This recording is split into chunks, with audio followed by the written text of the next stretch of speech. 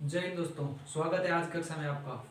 दोस्तों, अगर अभी तक आपने हमारे चैनल को सब्सक्राइब नहीं किया तो सब्सक्राइब जरूर करें और पास दिए गए बेल आइकन को जरूर दबाएं ताकि इन फ्यूचर हम जो भी नई वीडियो डालें उसका नोटिफिकेशन आप तक सबसे पहले पहुंचे। दोस्तों, शुरू करते हैं आज का सवाल। 29 रुपये प्रति केजी वाली कितनी चाय 32 रुपये प्रति केजी वाली 25 केजी चाय के साथ मिलाकर 33 केजी के हिसाब से बेचे तो हमें 10% का फायदा होगा। देखो सवाल क्या है, सवाल का जो आपने अगर सवाल को सही समझ लिया ना तो फिर सवाल का उत्तर करने में आसानी हो जाएगी, कठिनाई होगी नहीं। कैसे कि 29 रुपये प्रति किलो वाली चाय, देखो एक चाय है जो 29 रुपये लग रहे हैं 1 किलो के, कितनी चाय पता नहीं है कितने किलो है, 32 रुपये प्रति किलो, एक है 32 रुपये प्रति किलो वाली 25 किलो, यहां पर दिया है 25 केजी चाय के साथ मिलाकर 33 रुपये प्रति किलो के हिसाब से बेचने, यानी दोनों को साथ मिलाकर 33 रुपये प्रति केजी के हिसाब से बेचने पर 10% फायदा होगा। अर्थात इसको कितना मिलाए इसके साथ, यानी 29 रुपये प्रति किलो वाली चाय को 32 वाली के साथ कितना मिलाए कि दोनों को बेचने पर हमें 10% का फायदा हो, ये सवाल है। देखो 33 रुपये में बेच रहे हैं, हमें 10% फायदा हो रहा है। अर्थात हम खरीद कितने में रहे हैं, मान लो हम 100 में खरीद रहे हैं तो 10% फायदा, यानी बेच कितने में रहे हैं 110 में बेच रहे हैं। हम 110 में बेच रहे हैं लेकिन यहाँ पर 33 रुपये में बिक रही है वस्तु, यानी 110 की वैल्यू कितनी हो गई 33 हो गई। तो एक की वैल्यू 33 बटे 110, हमें ज्ञात क्या करना है, खरीद कितने में रहे, खरीद हम 100 में रहे हमारी तरफ से, 100 की वैल्यू 0 से 0 कैंसिल, 11 में 11 11 33, 3 को 10 से गुणा करने पर 30, अर्थात हम ये 33 वाली वस्तु 30 में खरीद रहे हैं, यानी 29।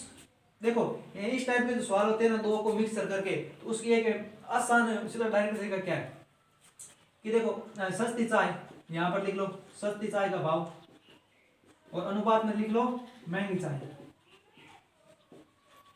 देखो सस्ती कौन सी है, 29 रुपये वाली है 29, और महंगी कौन सी है 32 वाली है, यहाँ लिख लिया 32। अब करना क्या है, जो हमारे ये क्रय मूल्य निकला है ना 30 रुपये, इसको इनके बीच में रख देना है और ऐसे 2 लाइन लगा लो, इसको ऐसे, यानी 32 में से 30 घटाना है, यानी दोनों में से जो संख्या छोटी है ना वो घटानी है। अर्थात 32 में से 30 घटाए, पीछे बचे 2, और 29 में 30 में से 29 घटाना, पीछे बचेगा 1। जरूरी नहीं है कि इसमें से ये घटाओ, इसमें भी ये घटा सकते हो, क्योंकि जो संख्या बड़ी है ना उसमें छोटी संख्या घटानी है। अर्थात हमारा अनुपात आ रहा है 2:1।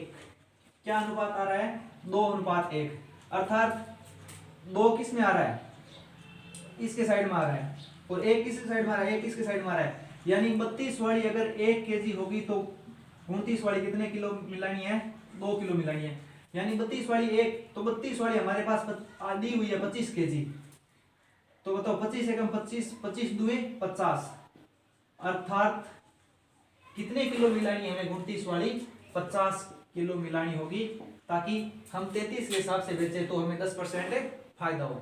ओके ठीक है। अब 400 रुपये लागत वाली चाय को 300 रुपये लागत वाली चाय के साथ किस अनुपात में मिलाया जाए ताकि प्राप्त मिश्रण को 408 की दर से बेचने पर 20% लाभ हो। मिलाया यानी फिर मिश्रण का क्वेश्चन आ गया, तो करना क्या है, वही तरीका करना है। कैसे, 400 रुपये लागत वाली चाय को 300 रुपये की लागत वाली चाय के साथ किस अनुपात में मिला जाए ताकि प्राप्त मिश्रण 408 रुपये की दर से बेचने पर भी हमें 20% लाभ हो। यानी 408 में बेच रहा है, ये 408 क्या है, इसकी सेलिंग प्राइस है, तो लाभ कितना हो रहा है 20% हो रहा है। 20% यानी 100 का कितना 120 हो रहा है ना, 120 बटे 100, 100 का यही हो रहा है लाभ, यानी 120 में हम बेच रहे हैं 20% लाभ के अनुसार, लेकिन सवाल वाला 408 बेच रहा है, तो ये उसका कॉस्ट प्राइस क्या हो गया 408 बट्टे 120 इंटू 100, 0 से 0 कैंसिल, 12 एकम 12, 12 2 24, 12 3 36, और 4 48, 12 चौको 34 को 10 से गुणा करने में 340 रुपये, अर्थात कॉस्ट प्राइस इसका हो गया 340 रुपये। ठीक है, 340 रुपये कॉस्ट प्राइस हो गया। अब मिलाया यानी मिश्रण वाला क्वेश्चन है तो वैसे ही करना है जैसे महंगी चाय, और एक साइड में लिख लो सस्ती चाय। सस्ती। अनुपात हो गया इसका, महंगी कितने की है 400 रुपए की और सस्ती 300 रुपए की। बीच में लिख लो जो 340 जिसमें हम खरीद रहे हैं, बस वो सेम ही तरीका है पिछले सवाल वाला। दोनों का अंतर कितना है 40 का, इन दोनों का अंतर कितना है 60 का। काटो 20 2 40, 20 दिए 60, अर्थात 2 और 3, यानी हमारा अनुपात कितना आ गया 2:3 में। लिखा हुआ है ना किस अनुपात में मिलाया जाए, 2:3 के रूप में अगर मिलाया जाएगा तो हमें 20% लाभ हो जाएगा। ओके। मोहन ने 12,000 रुपये में 20 खाने की मेजें खरीदी और उन्हें बेचकर 4 खाने की मेजों के विक्रय मूल्य, ये ध्यान रखना, विक्रय मूल्य के बराबर लाभ कमाया है तो एक खाने की मेज का विक्रय मूल्य क्या होगा, अर्थात 12,000 रुपये में कितनी मेजें खरीदी 20।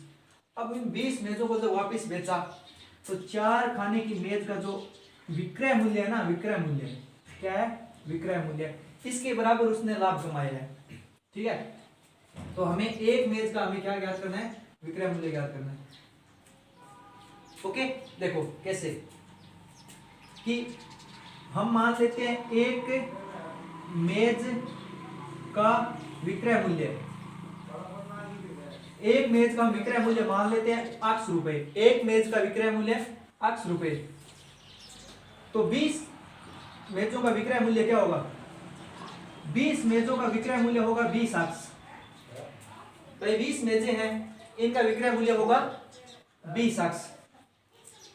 4 खाने की मेजों के विक्रय मूल्य के बराबर लाभ कमाया है। जब 20 मेजें बेची है तो 4 खाने में जितने मेजें बेची है ना उतना लाभ कमाया, अर्थात 4 खानों की कितने मेज बेचेगा, कितने में 4 अक्ष बेचेगा, एक अक्ष है तो 4 का 4 अक्ष होगा। ठीक है, तो अब देखो उसका क्रय मूल्य क्या होगा, क्रय मूल्य ये देखो ये होगा कि उसने क्या किया है भाई 20 अक्ष में सारी बेची है, लाभ उससे हुआ है 4 अक्ष का, तो -4 अक्ष, अर्थात 16 अक्ष उससे क्या हो गया क्रय मूल्य, यानी 16 अक्ष में उसने खरीदी है। हम कह रहे हैं 16 अक्ष में खरीदी है, लेकिन सवाल क्या कह रहा है 12,000 में खरीदी है, अर्थात 16 अक्ष की वैल्यू कितनी हो गई 12,000 हो गई। तो अक्ष की वैल्यू क्या हो गई 12,000 बट्टे 16।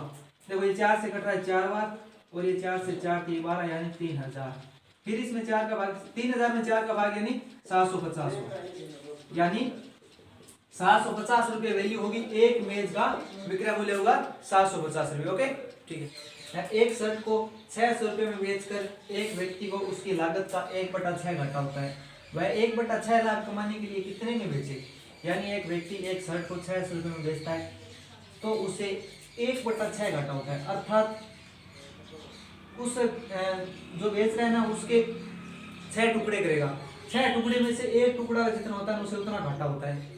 ठीक है, अब वह 1/6 लाभ कमाने के लिए कितने में बेचे, यानी वापस वही बात है, जितने में वापस बेचेगा उसके 6 टुकड़े करेगा, जिसमें से एक का लाभ होगा वही है। ठीक है, देखो 1/6 घाटा होता है, 1/6।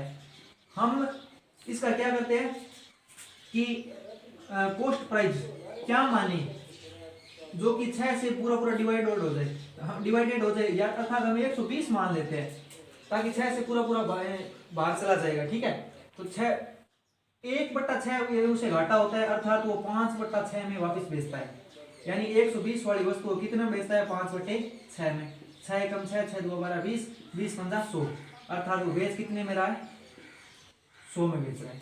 ठीक है, अब उसे लाभ कमाना है 1/6 लाभ कमाना है, तो वो कितने में बेचेगा, यानी ये 1/6 इसको क्या हो रहा है घाटा हो रहा है, अगर 1/6 उसे लाभ कमाना है तो वो वस्तु कितने में वापस बेचेगा, देखो वही बात है, 120 वाली वस्तु 6 पर 1 का लाभ कमा रहा है, 6 पर 1 का लाभ कमा रहा है, यानी 7 में बेच रहा है 6 वाली वस्तु, 20 बार 20 को 7 से गुना 14, यानी वो 140 में बेचेगा, कितने में बेचेगा 140 में। अब रियल में वो बेच कितने में रहा है 100 में बेच रहा है, लेकिन सवाल के अनुसार 600 में बिक रही है, अर्थात 100 की वैल्यू कितनी हो गई 600, तो 1 की वैल्यू 600/100, हमें वैल्यू क्या ज्ञात करनी है 1/6 लाभ कमाने के लिए उसे कितने में बेचे, 1/6 लाभ कमाने के लिए 140 में बेचे हमारे अनुसार, तो यानी हमें 140 की वैल्यू ज्ञात करनी है। 0 से 0 कैंसिल और 140 को 6 से गुणा करना है। ठीक है, 4 × 24 को 2 और 6 2 8, यानी 840 रुपये में बेचेगा तो उसे क्या होगा 1/6 का लाभ हो जाएगा। ओके दोस्तों, आज के लिए इतना ही।